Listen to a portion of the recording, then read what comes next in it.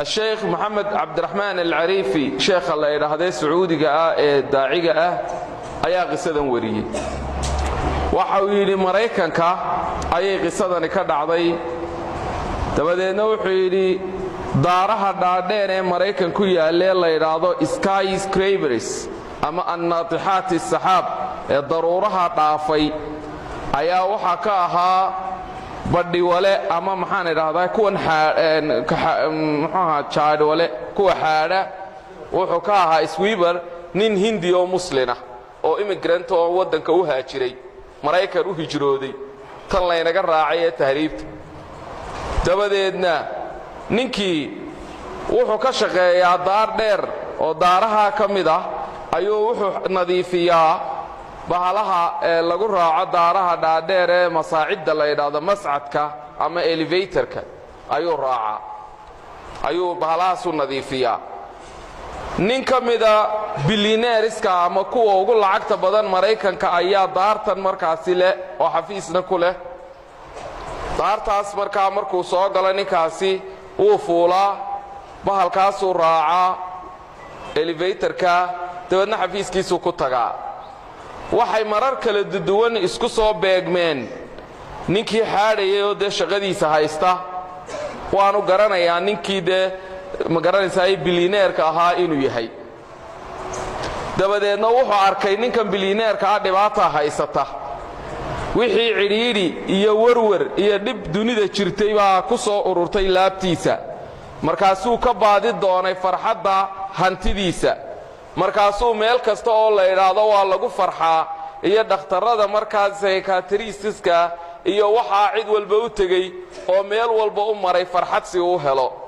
laakiinse nasiib daradiisa kuma guuleysan wuxuu arkay odayga yare hindiga ee muslimka ee muhaajirka ee wadiifadiisuna tahay in uu markaas dhulka masaxo ayuu arkay oo mar walba faraxsan farxad qaayat as-surur halkii ugu dambeysay farxad ku jira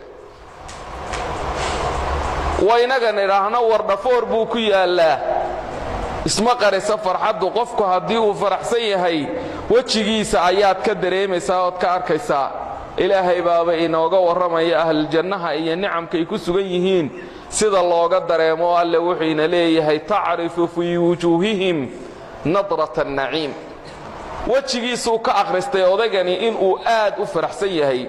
waatii uu isagu oradiya ayaan iyo adduunkiisaba ku waayay dabadeedna wuxuu yiri maalin buu odagii ku yiri isagu waa nin markaasi billionaire oo protocol iyo nidaam buu ku soconayaa odagii markiiba kuma oranayna mara xafiiskayga ariyar baan ku leeyahay wuxuu ku yiri waxaan rabaa inaad waqtigaaga kamida isiiso in wada fadhiisano odagii miskiinka ahaa ee muslimka ahaa shaqadii intuu ka soo fasax qaatay ayuu tayga xundurta soo geeyo xisleey talo billionaire kaas muxuu ku dhiibi doonaa milyan buu markuu ugu yariyay shaahiisa ku dhiibi doonaa laakiin sheeko kala meesha ka socota odaygii bumbay wada cabeen oo meel bay wada fadhiisteen dabadeedna wuxuu ku yiri waniyo waxaan ku weydiiyay waxaan anigu waayay oo meel walba u maray wax walbana isiri ku doon oo aan ka qoostay ayaan kugu hayaaya bal waxaas iga waran markaas yiri waa maxay dabadeedna wuxuu farxad odaygii yaa Ilaahay soo keenay wuxuu ninku wax kale ayuu doonayay waa maxay waxa yare kooban bal Ilaahay xikmadda eeg يؤتي الحكمة من يشاء ومن يؤتي الحكمة من يشاء ومن يؤتى الحكمة فقد أوتي خيرا كثيرا إلهي عدو دونو حكمة السياية وذي حديث كم إذا أحاديث النبي صلى الله عليه وسلم أيوم بقلبي سكسو الدقدقي إلهي بحسوسيي وحكوري ورنيو أنا قد بلينير هذني وحنا أتكشكين يلا عكتني وحنا نقول ضد مسلمين أنا لا يرادا وحاس أكتر يضحوا كماها دبدنا وحوش شيء حديث صحيحة وأبي يحيى السهيب ونبي كوريي مسلم نوريي عجبا لأمر المؤمن إن أمره كله له خير وحيا بدن قفك إلهي الرميي مؤمن كأرنكيس يا بدن أرنكيس أردني وخير حدنا مر لبعد نبي وحكو عليه وليس ذلك إلا لمؤمن أرنتها سياب كبدن أرن ولبا خير كأنه قنيسو cid aan ilaahay rumaynin oon mu'min ahayni ma laha. oo waa maxay arrinka khayrka ahi? in asaabathu saraa shakara fakaana khayran lah. haddii uu nicmo iyo badhaadhe dhex galo ilaahay buu ugu mahad celiyaa, dabadeetana khayr bay u noqotaayo ilaahay shukriga dee waabuu ku sii kordhiyaa nicmada ilaahay lain shakartum la'asiidannakum, ilaahay wuu ku sii kordhiyaa. wain asaabathu daraa, hadday dhibaato iyo dhibi ku dhacdana sabara fakaana khayran lah, wuu ku sabraayo khayr bay u noqotaa. taasna sabirka ajrigiisuu garanayaa qofka mu'minka ahiyo wax kastoo kale haddii ajrigooda laynoo sheegay dee sabirka ilaahay agtiisuunbay xisaabtiisu taallaayo innamaa yuwaffa asaabiruuna ajrahum bikayri xisaab. xadiidkaasuu u sheegay.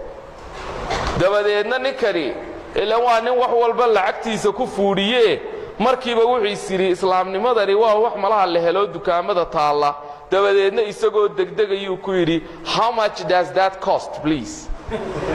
imisaa layga siinayaa buu yidhi baashaa farxaddaas ayaan rabaaye halkaa aad ka hesheene imisaa layga siinayaa. dabadeedna wuxuu ku yidhi waa bilaash, lacag maaha. gacantuu qabtay, wuu kaxeeyey, masaajid weyn oo jaamicahoo keenan oo kale a buu geeyey. imaamkii iyo culimmadii masaajidkuu u geeyey. islaamnimadii baa loo sharaxay, xadiidkii baa loo sii balballaadhiyey. faaslama faxasuna islaamuh. allaahu akbar. halkii baa tawxiidka loogu qabtay. wuxuu wariyey sheekhu inuu ninkaasi aamusi waayey wakhti fara badan oo saacado isku soo wareegaya. dabadeedna sheekhii tawxiidka u qabtay ayaa ku yidhi daaya, khallihu yabki, iska daaya, bal ha oohin dhammaystee daaye. dabadeedna markuu eehintiisii dee muddo ooyayey ayaa lagu yidhi ka warran, oo wuxuu yidhi raaxadii aan dunida raadinayey kelmaddii markaan ku dhawaaqay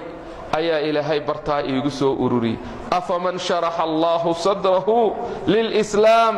fahuwa calaa nuurin min rabbih fawaylun lilqaasiyati quluubuhum min dikri illaah.